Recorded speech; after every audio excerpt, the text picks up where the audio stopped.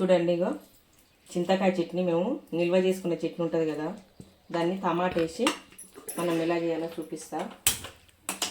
ఇట్లా టమాటా వేసి మనం పొయ్యికి పెట్టుకుంటే వారం 10 రోజులు ఉంటుంది. టేస్ట్ మాత్రం సూపర్ ఉంటుంది. మనం ఒకటేసారి తీసి పెట్టుకొని కండ దంచి పెట్టుకుంటాం కదా, ఇట్లాంటప్పుడు ఏం చేయాలంటే కొంచెం మనం ఆయిల్ వేసి టమాటా బాగా మగ్గించుకోవాలి. కొంచెం వాటర్ ఇంకిపోయే దగ్గర వాటర్ వెళ్ళిపోయింది.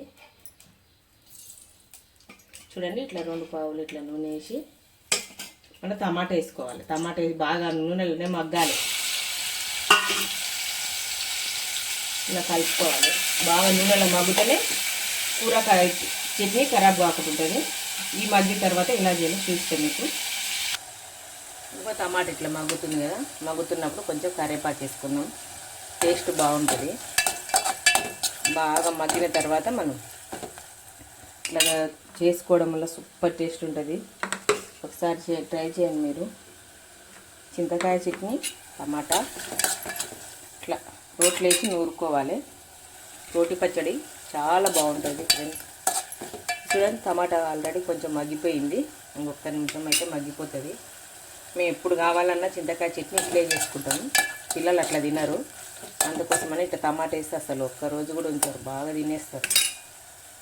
చూడండి, ఉడికిపోయింది. మేము స్టవ్ బంద్ చేద్దాం. చూడండి, ఇట్లా మెత్త ఉడికితే సరిపోతుంది. ఓకే, ఇది దించేసుకుందాం. ఇక చూడండి, ఇట్లా టమాటా రెడీ అయిపోయింది కదా. మనం ఫస్ట్ చింతకాయ చట్నీ వేసుకుందాం. ఈ రోట్లో పడట్లేదు, జర గట్టిగా ఉంది. ఓకే, చూడండి, చింతకాయ చట్నీ వేసుకున్న తర్వాత మనం టమాటా చేసుకున్నాం. మగ్గిచ్చి వేసి 2 కలిపి బాగా దంచుకున్నాం.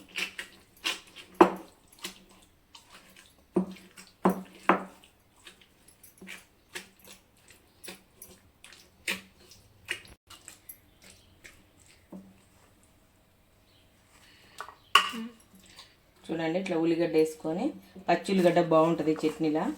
ఇలా పచ్చి ఉల్లిగడ్డ వేసి మళ్ళీ ఒకసారి దంచేసుకున్నాం. ఎంత మంచిగా మిక్సీ ఇట్లా దంచిన తర్వాత ఒక గిన్నెలో తీసుకుందాం.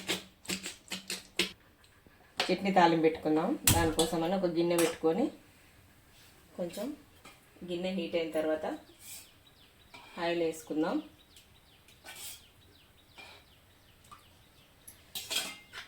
ఆయిల్ వేసుకొని హీట్ అయిందేమో చూసి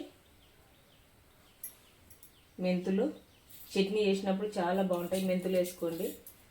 ఇలా మెంతులు వేసుకున్న తర్వాత ఇవన్నీ కలిపినాయి, ఆవాలు, జీలకర్ర, శనగపప్పు ఇవన్నీ కలిపినాయి. ఇవి కొంచెం వేసుకోండి. ఇవి కొంచెం బాగా ఫ్రై అవ్వాలి. ఇందులో నుంచి నూనె బయటికి వెళ్తే ఆవాల నుంచి టేస్ట్ బాగా వస్తుంది. అందుకోసమైనా కొంచెం బాగా ఫ్రై అవ్వాలి. ఇక ఎల్లిగడ్డ, ఎండుమిర్చి వేసుకొని కలుపుతున్నాం.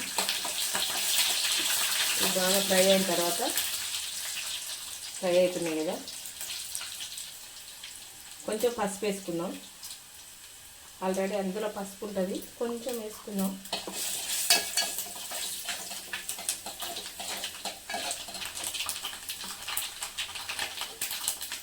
కొంచెం కరివేపాకు వేసుకుందాం.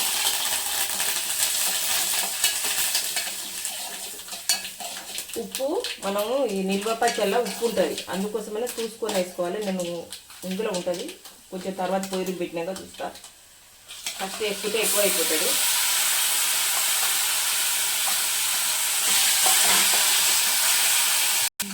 చూడండి ఫ్రెండ్స్, ఇట్లా తాలింపు పెట్టుకున్నాం కదా, మనం దించేసుకున్నాం. ఇంకా రెడీ అయిపోతుంది. ఎక్కువసేపు మగ్గ అవసరం లేదు. టమాటా ఆల్రెడీ మగ్గిపోయింది కదా, ఈ ఉల్లిగడ్డ కూడా మగ్గ అవసరం లేదు. అట్లుంటే కరకర అంటుంటే టేస్ట్ సూపర్ ఉంటుంది. ఒకసారి దించేసుకుందాం. చూడండి ఎంత బాగుందో. మీకు ఇది నచ్చినట్టయితే చూడండి ఫ్రెండ్స్, ఇట్లా తాలింపు పెట్టిన. మీకు ఇది నచ్చినట్టయితే నా ఛానల్ లైక్ చేయండి, షేర్ చేయండి, కామెంట్ చేయండి, సబ్స్క్రైబ్ చేసుకోవడం మాత్రం మర్చిపోకండి ఫ్రెండ్స్, ప్లీజ్.